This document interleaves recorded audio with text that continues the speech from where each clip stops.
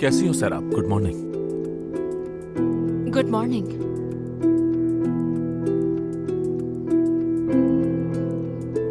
देर से आंख खुली, तबीयत ठीक ना होने की वजह से। सर आप, क्या तुम्हें इसके बारे में कुछ पता है?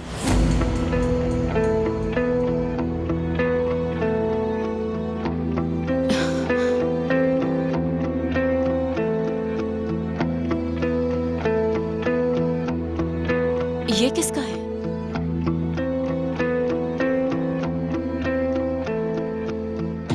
मेरी अम्मी का है ये।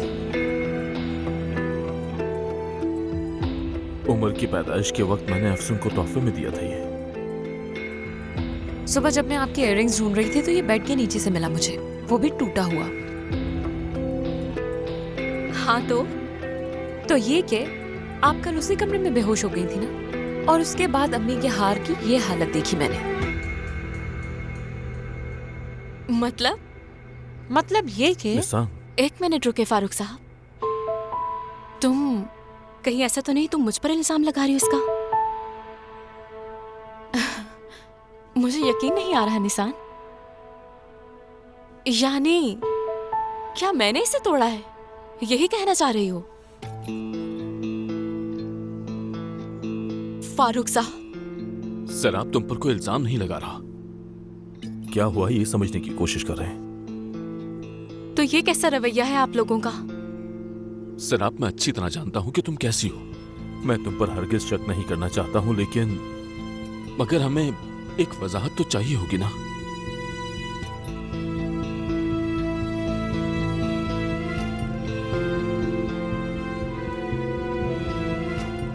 कहाँ गई है ये, वजाहत दिए बगैर, वो भी?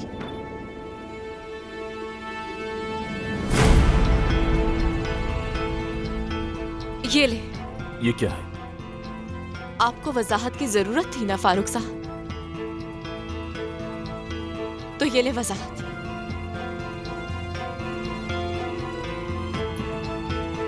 हार तोड़ने वाला और मेरे कपड़े फाड़ने वाला शख्स एक ही है। कौन?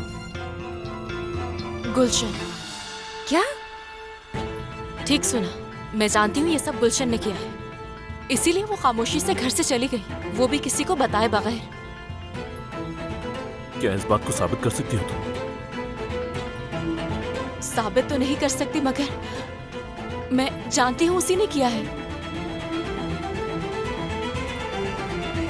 ठीक है, आप दोनों जरा नीचे जाए, मैं थोड़ी देर में आता हूँ।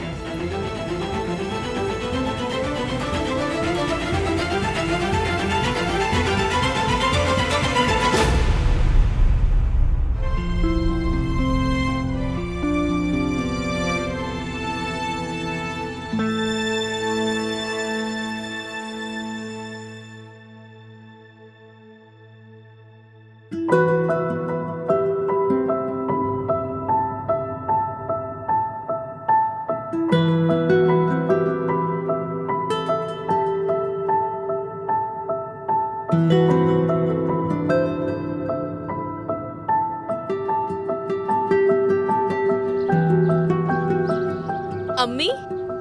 सिर आप आ गई। हाँ, चलती हूँ। Good morning Haris. Good morning प्यारी बेटी।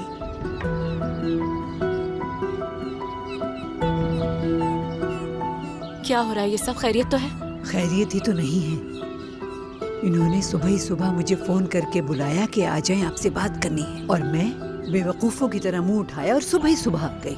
पता है मसला क्या है? हुआ क्या है, बताए ना। तुम्हारा हाथ मांगा है अपने बेटे के लिए। क्या? बिल्कुल, और कहती हैं कि पिराए साहिबा को भी ये रिश्ता मंजूर है। कहती हैं तुमसे बेहतर कोई नहीं मिलेगा।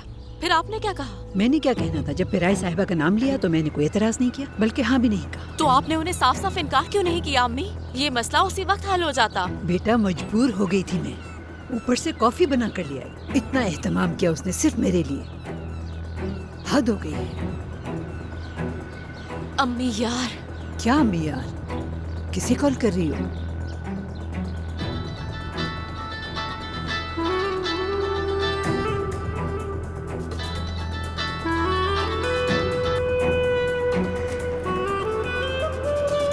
मैंने तुमसे पूछा तुम किसे कॉल कर रही हो? मेरी बात सुने, अगर उन्होंने इस किस्म की बात दोबारा की तो आप मना कर देंगी, समझ गई ना? कह दे कि मैं अभी शादी नहीं करना चाहती, ये कह दे कि मैंने इस बारे में अभी सोचा नहीं, कुछ भी कह दे। सही कह रही हो, लेकिन सब कुछ एकदम से ही हो गया। कहा तो है फंस गई थी मैं। अब जब मालूम हुआ कि पिराई साहिबा की मर्जी शामिल है तो मैं कुछ न बोल सकी। क्या करती मैं? ऊपर से मुझे यहाँ तक बुला लिया, हद कर दी बेटा। अच्छा, तो आपको ये मसला था क्या? मेरी कोई फिक्र नहीं। अच्छा, फजूल बातें मत करो, ठीक है? मेरी उनसे दोबारा बात होगी तो मैं मना कर दूंगी उनको। इधर देखें, ये कोई मजाक नहीं है, समझ रही है ना? हाँ, और फारूक साहब को ये पता ना चले, समझ गई? हाँ यार, वैसे भी मेरी जिंदगी में कम मसले हैं। क्यों, अब क्या हो गया? और क्या होगा, 3 बच्चों में फंस के रह गई हूँ मैं।